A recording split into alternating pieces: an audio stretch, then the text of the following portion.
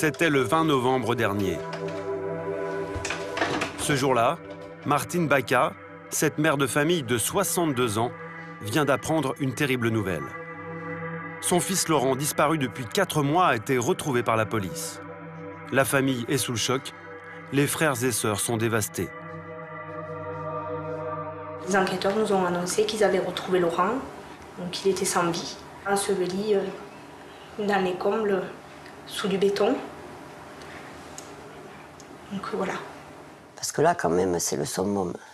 C'est entouré de sacs poubelles, scotché comme un saucisson, enseveli sous du béton. Je ne sais pas si on peut faire pire. Enfin, s'il y en a qui font pire, certainement. Mais bon, là, franchement, pour le coup, quand on vous annonce ça... Laurent Baca avait 37 ans. C'était l'aîné de la famille. Il était intérimaire. Il habitait à quelques kilomètres de ses parents avec sa compagne et ses 3 enfants. C'est ici, dans cette maison familiale d'un quartier tranquille de Toulouse, que son corps a été découvert par la police. Dans ce pavillon rose, sous les combles, Laurent aurait été tué d'un coup de fusil, puis emmuré. Dans le voisinage, c'est la stupéfaction. René habite juste à côté du pavillon. Il a côtoyé la famille pendant 10 ans. Quand il y avait le soleil, les enfants ils s'amusaient là. Les balances là. Tout ça c'est à eux. Selon lui, le couple semblait uni et sans histoire. Jamais une dispute, jamais j'ai imaginé. Parce que lui il travaillait, il bricolait. Elle aussi, elle partait travailler, elle revenait, puis voilà. Que s'est-il donc passé dans cette maison familiale? Quel drame s'y est joué? Pourquoi Edith, cette auxiliaire de vie de 27 ans, aurait-elle tué son compagnon, le père de ses 3 enfants? Quel secret cachait-elle? L'enquête sur la disparition de Laurent Baca a débuté au mois d'août, en plein cœur de l'été. Le mercredi 6 août, Martine, la mère de Laurent, cherche à joindre son fils. Ils sont très proches. Elle a l'habitude de la voir tous les jours au téléphone. Donc, à 12h20, j'ai rappelé du téléphone maison. J'ai eu Edith au bout du fil. Elle m'a dit je suis désolée, Laurent n'est pas là. Il est parti aider un copain et il a oublié son portable. Voilà. Le lendemain, Laurent Baca n'a toujours pas donné de signe de vie. Et Edith, sa compagne, ne fournit aucune explication à la famille. Étonnamment, elle ne semble absolument pas perturbée par cette disparition. Cette attitude irrite le père de Laurent. Il perd patience. Je dis à Edith, j'ai dit écoute-moi bien, si d'ici 19h il n'est pas là, c'est pas compliqué, j'appelle la police parce que c'est pas logique. En plus, il est parti, il n'a pas son téléphone, il n'a rien, et il est parti à pied, puisqu'on y avait demandé, et alors qu'il a un véhicule, il avait un véhicule et il était parti à pied. J'ai dit c'est quand même bizarre. Dès le lendemain matin, la police est alertée. Mais elle ne peut pas faire d'investigation très poussée sur cette disparition inquiétante, car Laurent Baca est majeur. Il a parfaitement le droit de s'absenter sans explication. En désespoir de cause, les parents et frères et sœurs de Laurent Baca se mobilisent. Ils placardent des avis de recherche dans le centre de Toulouse et ses environs. Contre toute attente, Edith ne participe pas aux recherches. Elle s'isole et assure que son compagnon va revenir. Mais les semaines passent et Laurent Baca ne réapparaît pas. La famille ne sait plus vers qui se tourner. On a pris l'initiative d'aller voir une voyante qui nous a annoncé le décès de Laurent et qui nous a dit qu'elle le voyait dans de l'eau. Donc c'est là où on a commencé à venir inspecter les abords des lacs. Mais une fois de plus, les recherches restent vaines. Et peu à peu, dans l'entourage de Laurent Baca, des rumeurs commencent à circuler sur sa personnalité. Le disparu ne serait pas qu'un père de famille irréprochable. Au club de football du quartier, les amis de Laurent Baca s'interrogent. Car ce passionné de sport, qui entraînait les plus jeunes sur son temps libre, avait déjà eu des démêlés avec la justice. Des histoires dont a aussi entendu parler le président du club. Il y a ceux qui disent que c'était un voyou avant, il y a ceux qui disent que non, il y a la famille y a la famille qui le défend, et puis il y a d'autres qui créent des théories infondées. Voilà. Alors moi, on m'a posé bien 200 fois la question, est-ce que c'était un homme violent, est-ce que c'était un alcoolique? J'en ai aucune idée, quoi, aucune idée. Et je me garderais bien de donner un avis. Si ces bruits circulent, c'est que ce père de famille a déjà été condamné pour coups et blessures. Il a aussi été impliqué dans sa jeunesse dans une affaire de trafic de stupéfiants. Edith le savait. Elle va d'ailleurs s'appuyer sur ce passé de délinquant pour tenter de justifier son absence.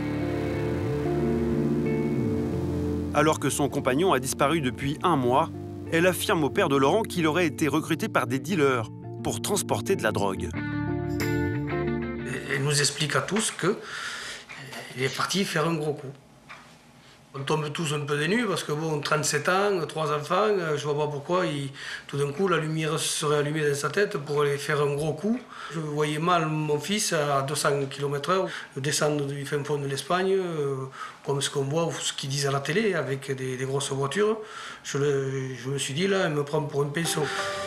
Pour la famille Baca, Edith raconte n'importe quoi. Elle change sans cesse de version, se contredit. Son comportement est de plus en plus étrange. Alors que les mois passent, elle ne paraît toujours pas affectée par la disparition de son compagnon. La mère de Laurent émet alors une autre hypothèse. Le couple ne s'entendait plus, sa belle-fille aurait commis l'irréparable. Je lui avais dit, vous vous êtes disputé cette nuit-là, où il est tombé, où tu l'as poussé, il a pris un mauvais coup et tu t'es débarrassé du corps. Elle n'a eu aucune réaction. De leur côté, les policiers ont aussi de sérieux soupçons concernant la femme du disparu. Et le 20 novembre, à 8 h du matin, ils perquisitionnent le pavillon. 3 mois après la disparition, la police découvre alors des taches de sang dans le salon et dans les combles. Le corps de Laurent sous des kilos de béton. Très vite, Edith avoue le crime. Elle est immédiatement arrêtée et écrouée. Quand on passe à ses enfants, on n'agit pas comme ça. Vous vous rendez compte, les petits? 3 mois et demi, elle les a fait dormir avec le cadavre de leur père au-dessus. 3 mois et demi. Est-ce qu'on est une personne sensée quand on fait ça? Martine avait vu juste. À l'origine du crime, il y aurait eu une dispute violente entre Laurent et sa compagne. Et devant les policiers, Edith Scaravetti fait une révélation. Elle aurait éliminé son compagnon parce qu'il la battait depuis des années. Ce soir-là, il aurait même menacé de la tuer. Avec leur avocat, les membres de la famille Baca découvrent avec stupeur le récit détaillé de la jeune femme le soir du meurtre. Là, elle explique qu'elle a affaire à quelqu'un de très violent au quotidien, donc une dispute de plus, d'une violence égale aux précédentes, va avoir lieu. Un fusil va être au milieu. Elle va être mise en joue. Encore une fois de plus, je dirais, selon ses déclarations. Le fusil va être retourné par Laurent Baca et présenté crosse en avant. Elle va s'en saisir, le coup va partir. À ce moment-là, dans la présentation qui nous est faite, on passe de l'accident malheureux à la légitime défense pure. Tout ça est un petit peu mélangé. Mais voilà, nous dit-elle, ce qui s'est passé. Edith Scaravetti, une femme victime de violences conjugales et qui, selon ses déclarations, voulait se protéger, elle et ses enfants, d'un compagnon dangereux. Une version des faits que veulent mettre en avant Maître Boguet et Maître Catala, les avocats de la jeune femme. Mais le dossier est particulièrement complexe, car aucun dépôt de plainte ou main courante ne prouve cette violence conjugale.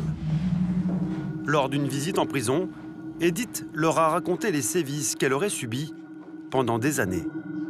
La dernière fois que nous avons eu un échange avec elle, elle m'a révélé quelque chose d'absolument terrible.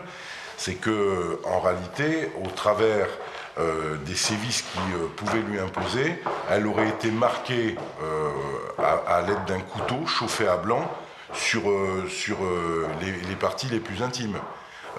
Moi, elle me montre effectivement la marque qui correspond à l'initiale du prénom de ce garçon. Et il l'aurait gravé comme on aurait pu graver un esclave au siècle passé. Bon, dans des cas comme celui-ci, il faut faire comprendre aux juges et le cas échéant à la cour d'assises qu'on est dans un problème de légitime défense. Ce sera à la justice d'analyser cette cicatrice que les avocats de la défense ont vue sur la peau de la jeune femme. Mais il y a un témoignage capital qui pourrait faire basculer le cours du procès. Une amie d'Edith parle pour la première fois de l'enfer quotidien vécu par la jeune femme. Véronique Basset est la confidente et la collègue de travail de la mère de famille. La prison n'a rien changé à leur amitié. Les deux amies continuent à s'écrire. J'ai reçu ta lettre hier et elle m'a fait plaisir. Je vois un psy, une infirmière psy. Je réalise qu'il faut que j'évacue mon vécu. Mais bon, bisous Edith. Ce n'est pas tout à fait un hasard si elle s'est rapprochée d'Edith. Véronique a été aussi victime de violences conjugales pendant des années. Elle a donc tout de suite remarqué certains détails. Comme on travaillait ensemble le midi, je l'ai vu arriver. Je lui ai dit, Edith, qu'est-ce que tu as là au visage? Alors elle me dit, je me suis cognée dans une porte. Ah bon? Qu'est-ce qu'elle avait au visage? Elle avait un genre d'hématome de bleu juste là, en dessous l'œil, un peu maquillée. Je lui ai dit, mais d'habitude tu te maquilles pas. Elle me dit, mais non, mais je me suis cognée dans une porte. Et là, aux jambes, parce que bon, j'ai vu qu'elle avait des hématomes aux jambes, aux bras. Et là, elle a pu se confier en me disant, ben c'est mon mari. Edith, d'ordinaire si pudique, aurait alors dévoilé l'enfer de son huis clos familial. Elle a commencé à me raconter un petit peu sa vie, qu'elle avait un mari qui était très jaloux, qui était alcoolique et qui la frappait. Donc de là, je lui dis, mais tu en as déjà parlé? Alors elle me dit, non, je ne peux pas en parler, j'en parle pas à mes parents, j'en parle à personne. J'ai dit, mais personne ne le voit. Elle me dit, bah tu sais, je mets des pantalons, comme ça aux gens, ça se voit pas, et je suis quelqu'un assez de réservé. Pourtant, Edith se tait, car elle espère, en secret, que ce n'est qu'une mauvaise passe et que l'homme qu'elle a aimé autrefois va redevenir comme avant. C'est ce que Laurent lui promet après chaque crise. À chaque fois, elle disait « Oh, je vais changer, je vais faire des efforts, je te promets. » Donc, ça retombait... Ils étaient amoureux, comme on va dire. Et puis, une semaine après, c'était reparti. Et puis un jour, elle me dit « Bah oui, mais moi, il me menace. Bon, il avait une carabine. » Elle m'a raconté qu'il avait une carabine, qu'il la menaçait plusieurs fois, qu'il mettait la carabine sur sa tempe, qu'il a menacé, elle, de la tuer ou de tuer ses enfants. Laurent, un homme dangereux pour sa famille. Et Edith, son souffre-douleur. Une version que refuse de croire la famille Baca. La sœur de Laurent était très proche d'Edith. Elles ont voyagé ensemble. Et pendant toutes ces années d'intimité, elle n'a jamais rien remarqué de particulier. Ça nous arrivait de faire les magasins ensemble, de se changer dans la même cabine pour essayer les vêtements. Et puis plusieurs fois, en 10 ans de vie commune avec Laurent, j'ai été dormir chez eux. Et on s'est mis en pyjama ensemble. Et je n'ai jamais rien vu. Depuis le début, elle ment, elle ment, elle ment. Edith est-elle une femme battue qui souffrait en silence ou une meurtrière qui cherche des excuses à son geste? Y aurait-il un autre mobile à ce crime? Une interrogation qui hante la famille Baca, car avant le drame, Edith aurait noué une relation avec un autre homme. Laurent avait découvert cette liaison. Drame de la jalousie ou légitime défense? La justice tranchera. Si Edith Scaravetti est reconnue coupable du meurtre de son compagnon, elle risque jusqu'à 30 ans de réclusion.